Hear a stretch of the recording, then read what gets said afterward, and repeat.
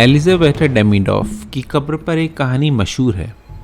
इनकी मौत पेरिस में 1818 में हो गई थी। वो रशिया से थी और उनका जन्म एक अमीर परिवार में हुआ था। उनकी निकोलाई डेमिडॉफ से शादी हुई थी। एलिजाबेथा और निकोलाई को पेरिस छोड़ना पड़ा जब रशिया और फ्रांस के बीच में टेंशन्स बढ़ गई थी नेपोलियन के ज़माने में। पर एलिजाबेथा कुछ समय बाद पेरिस में वापस आ गई अपने पति से अलग होने के बाद। एलिजाबेथा की मौत के बाद एक ग्रीक स्टाइल में वहाँ पर मौसोलियम बनाया गया।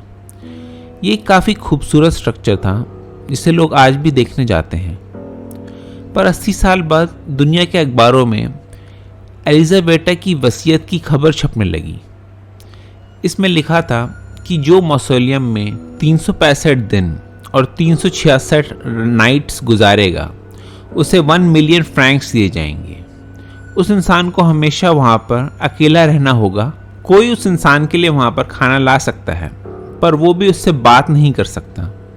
वो रात के समय 1 घंटे के लिए उस सेमेट्री में घूम सकता है पर जब उसके गेट्स बंद हो जाएं। एलिजाबेथा को वहाँ एक क्रिस्टल कॉफिन में दफन किया गया था और अंदर शीशे लगाए हुए थे ताकि उसे हमेशा देखा जा सके। काफ़ी लोगों ने इस चैलेंज को अटेम्प्ट करने की कोशिश की पर लोग कुछ दिन से ज़्यादा वहाँ पर ठहर नहीं पाए। सबसे ज़्यादा भी अगर कोई रह पाया तो वो 3 हफ्ते के लिए ही था और उसके बाद उसकी दिमागी हालत ठीक नहीं रही। दूसरे कई लोगों की टॉम छोड़ने के बाद तबीयत काफ़ी ख़राब हो गई। आज भी जिन विजिटर्स ने ये टॉम केवल बाहर से देखा है उन्हें कुछ अजीब सा महसूस हुआ है। कुछ लोगों ने यह भी कहा है कि एलिजाबेथा एक चुड़ैल थी और टूम पर सिंबल्स यही दिखाते हैं। पर ये सिंबल असलियत में उसकी फैमिली के बारे में थे। वैसे वसीयत में लिखी गई शर्त असली नहीं थी।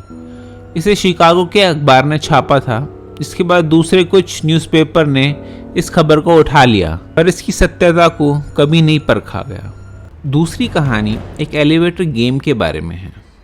एलिवेटर गेम काफ़ी पॉपुलर अर्बन लेजेंड है जो ऐसी प्रथा के आसपास घूमती है जो आपको दूसरी दुनिया या दूसरी दुनिया से किसी को आपके पास ले आती है। ये जापान के इंटरनेट फोरम्स पर 2008 में शुरू हुई थी और इसके बाद पूरी दुनिया में फैल गई। ये लेजेंड एक गेम के बारे में बताती है जो लिफ्ट के अंदर खेला जाता है जिसमें कम से कम 10 फ्लोर हों। खेलने वाले को लिफ्ट में अकेला होना चाहिए या दूसरे प्लेयर्स के साथ। उसे कुछ स्पेसिफिक फ्लोर्स पर एक सीक्वेंस में जाना है पर कभी भी लिफ्ट के बाहर कदम नहीं रखना। उसे बीच में 5th फ्लोर पर ज़रूर जाना है। जब एलिवेटर 5th फ्लोर पर पहुंचेगा तब एक औरत लिफ्ट में एंटर करेगी। इस लेजेंड के हिसाब से इस औरत से कोई बात नहीं करनी है। उसके बाद उसे 1st फ्लोर का बटन दबाना है। अगर लिफ्ट 1st फ्लोर पर पहुंच जाती है इसका मतलब इस ट्रिक ने काम नहीं किया।